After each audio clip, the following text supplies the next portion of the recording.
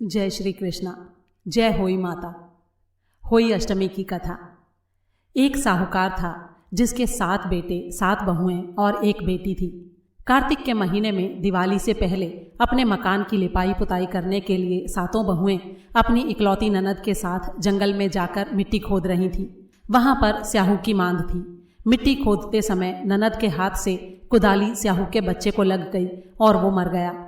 इससे स्याहू माता बहुत नाराज हो गई और बोली कि मैं तेरी कोख बांधूंगी। तब ननद अपनी भाभियों से बोली कि तुम में से कोई मेरे बदले अपनी कोख बंधवा लो।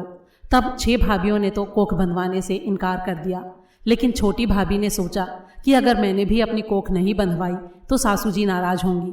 ये सोचकर ननद के बदले उसने अपनी कोख बंधवा ली। इसके बाद छोटी बहू के जब भी कोई बच्चा होता तो वो होई सप्तमी के दिन मर जाता। एक दिन उसने पंडित को बुलाकर पूछा कि मेरी संतान होई सप्तमी के दिन मर जाती है, इसके लिए मैं क्या करूं? तब पंडित ने कहा कि तुम सुरही गाय की सेवा करो।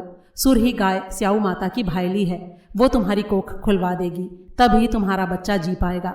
अब वो बहुत जल्दी सुबह उठकर चुपचाप सुरही गाय के नीचे साफ सफाई कराती। ऐसे ही कई दिन बीत गए।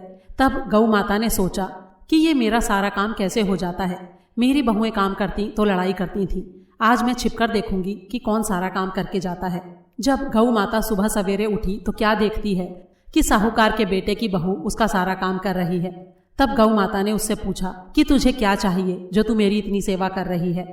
तब साहूकार की बहू बोली कि स्याहू माता आपकी भाईली है और उन्होंने मेरी कोख बांध रखी है, आप मेरी कोख उनसे खुलवा दो।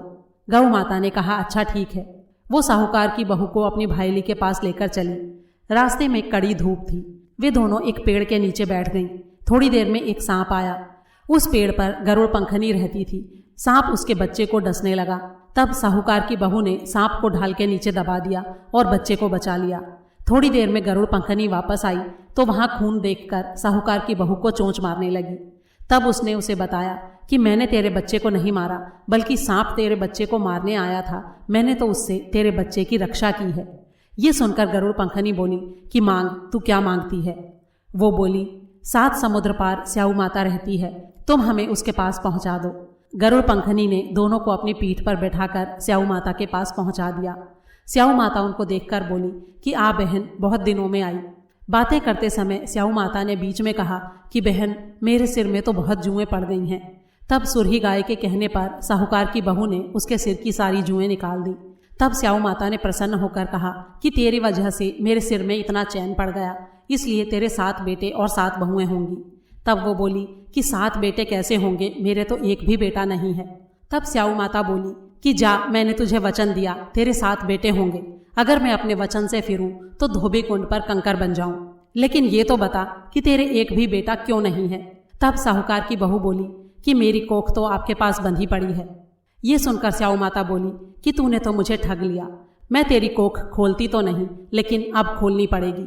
जा, तेरे घर पर तुझे 7 बेटे 7 बहुएं मिलेंगी। तू 7 उद्यापन करियो, 7 होई बनाइयो और 7 कढ़ाई करियो।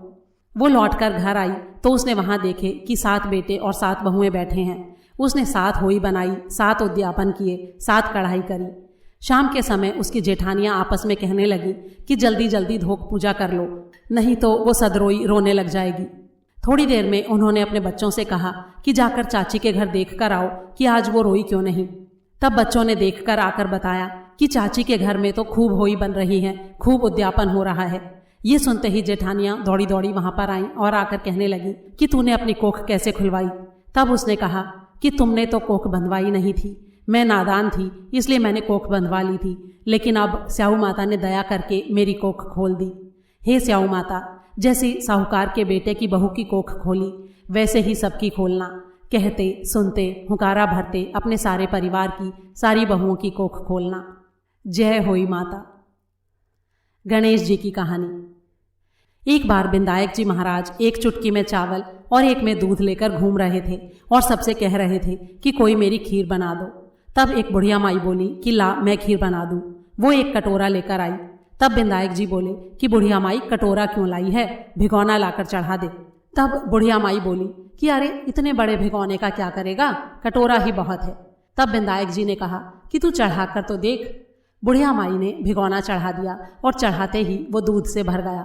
तब विधायक जी ने कहा कि मैं बाहर जाकर आता हूँ, तू खीर बनाकर रखियो। कुछ देर बाद खीर बनकर तैयार हो गई, लेकिन विधायक जी महाराज नहीं आए तो बुढ़िया माई का मन ललचा गया। वो दरवाज़ा बंद करके खीर खाने लगी और बोली कि विधायक जी महाराज भोग लगाओ, और फिर वो खीर खाने लगी। इतने में विधायक जी आए और बोले, बुढ़िया माई खीर बना ली? बुढ़िया बोली, हाँ बना ली, आ तू भी जीम ले। तब विधायक जी बोले कि मैं तो पहले ही जीम लिया, जब तू जीमने लगी और तूने भोग लगाया मैं तो तभी जीम लिया था। तब बुढ़िया माई बोली कि हे महाराज, तुमने मेरा तो पर्दाफाश कर दिया, लेकिन और किसी का पर्दाफाश मत करना। तब विधायक जी ने उसका घर खूब धन दौलत से भर दिया। हे विधायक जी महाराज, जैसा उस बुढ़िया को दिया वैसा सबको देना, कहते सुनते हुंकारा भरते अपने सारे परिवार को देना। जय गणेश जी महाराज।